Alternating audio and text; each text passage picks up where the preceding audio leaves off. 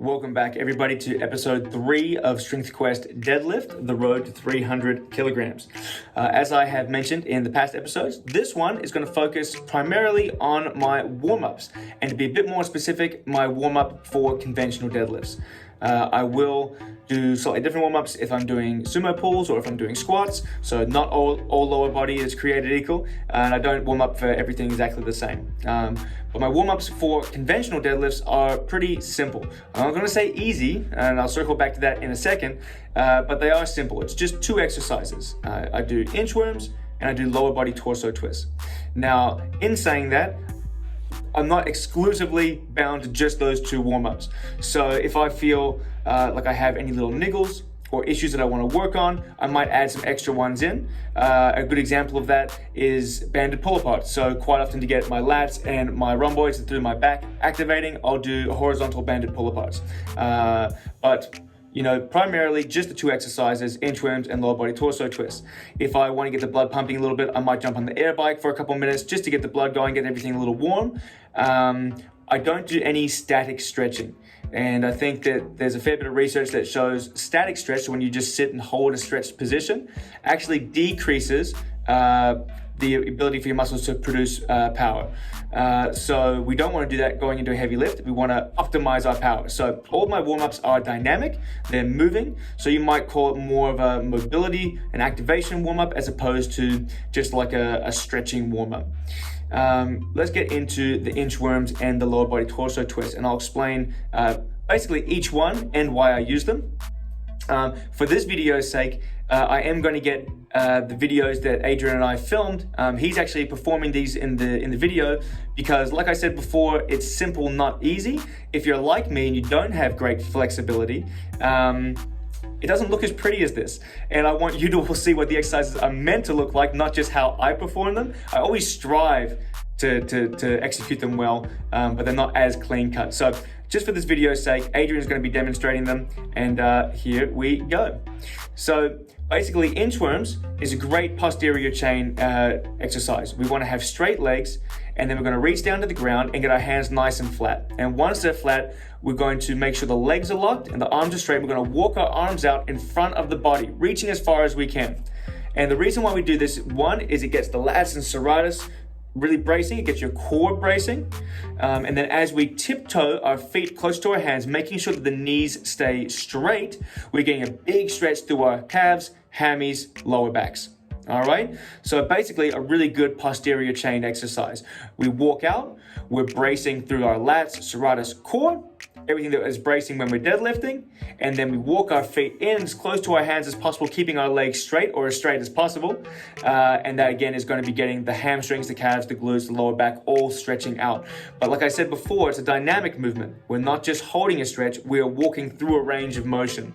All right, so that is, I'm just going to pause this video quickly. That is why we do the inchworms, okay?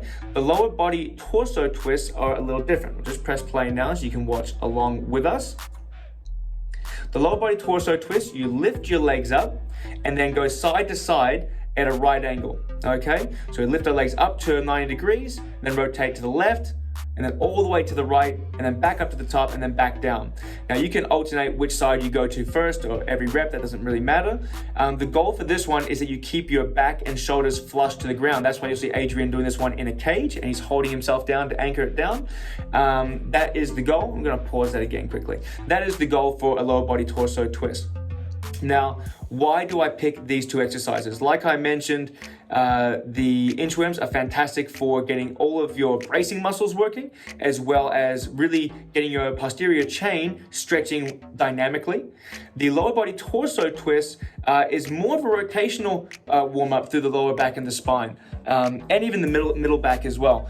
And even though you're not twisting when you're doing a deadlift, or you certainly should not be twisting when you're doing a deadlift, I've had some back niggles over the last 10 years just from contact sports, and sometimes my lower back just takes longer to warm up, and I found that this one is really great just because you're slowly letting gravity and your body weight stretch you from side to side.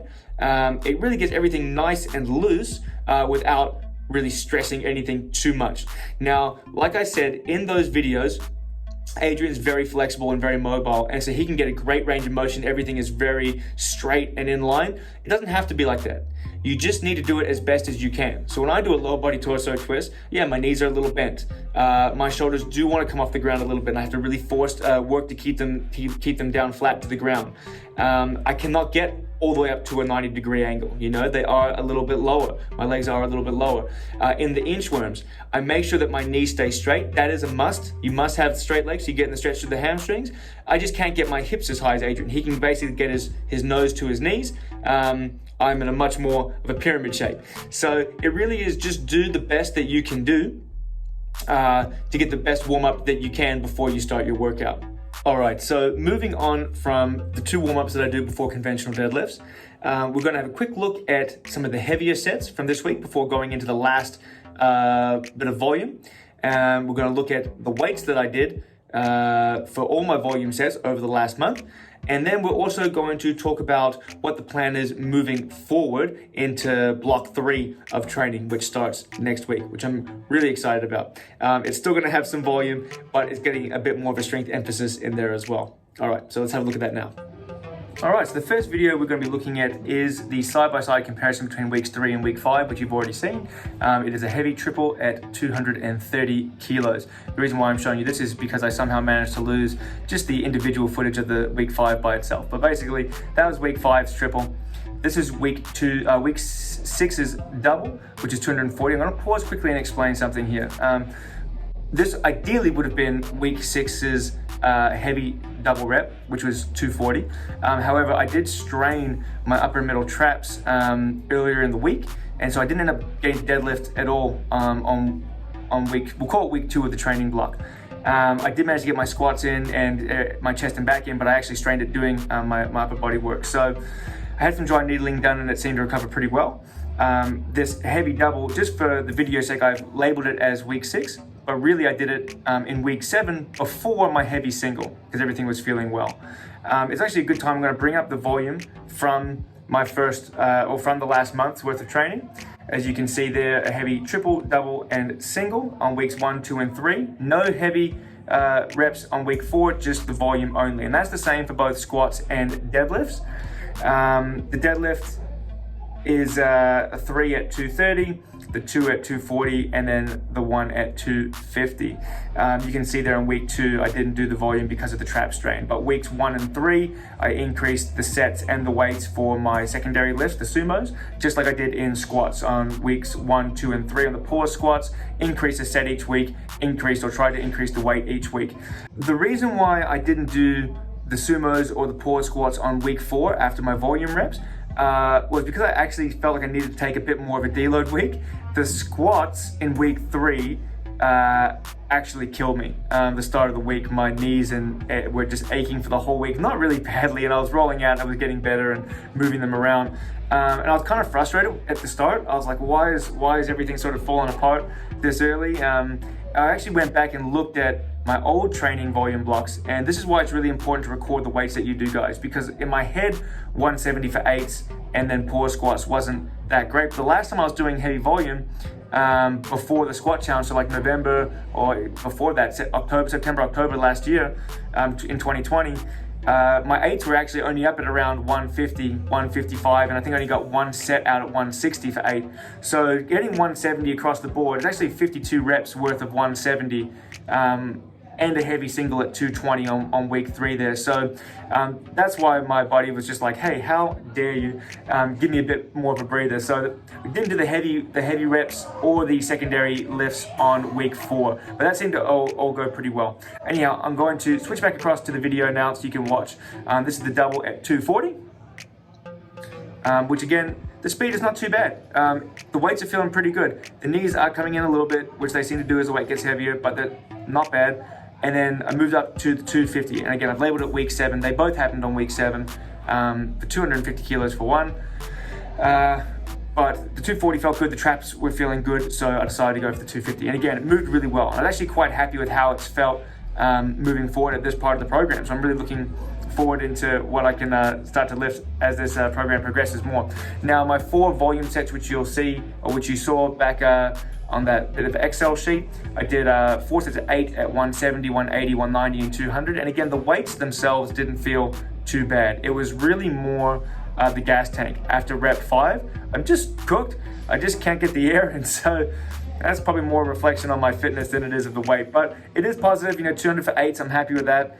And I will continue to be lifting that weight up as we go on. Now I'm going to leave this running in the background as I quickly touch on to what I'm doing in my next training block. Basically, I've kept all my deadlifts and squats on one day. I'm going to be keeping my belt in the program. But like I said, in 2 months' time now, in 8 weeks exactly, basically, or 7 weeks exactly, is GPC States for Western Australia. So I do want to start handling some heavier weights. So I've restructured my program a little bit. Now I am still committed to the volume, but it's not going to be my main priority. So at the start of each session, I'm keeping 2 lower body sessions a week. The first session on a Tuesday will be squats, and the second session on a Friday will be deadlift based. I will start the session again with a heavy triple, then double, then single as the weeks progress, but it will be an overload movement. So I'm going to be doing banded deadlifts, and I'm going to be doing chain and band squats. All right, so that's going to be my overload, and it's not a lot of volume at all. It is literally warm up to a heavy triple, double, or single. Then I'm going into strength-based reps, where I'm going to be still doing accumulation over the 3-week period with a 4th week deload. However, it's going to be at a lower rep range. So I'm doing 5 sets of 3 on week 1 for both exercises. I'm doing 6 sets of 3 on week 2 and 7 sets of 3 on week 3. Then I'm following it off with the volume work. So I'm then going to switch over to belt squat on my squat day and get 15 around the 15 rep range to really burn the quads out, because at that point my lower back is going to be much more fatigued than my quads, so the belt squat's going to be great to really work on still getting a lot of leg drive. And on the deadlift day, I'm going to be focusing on deficit deadlifts to get my work off the ground. Again, not as heavy, but high volume, sort of around that 12 rep mark there. I've also chucked in some reverse hyperextensions, one just for some ongoing recovery and just to get a little bit of traction through my lower back. But that is the plan, that's the episode, and I'll see you guys in about a fortnight's time. Have a good one. Bye.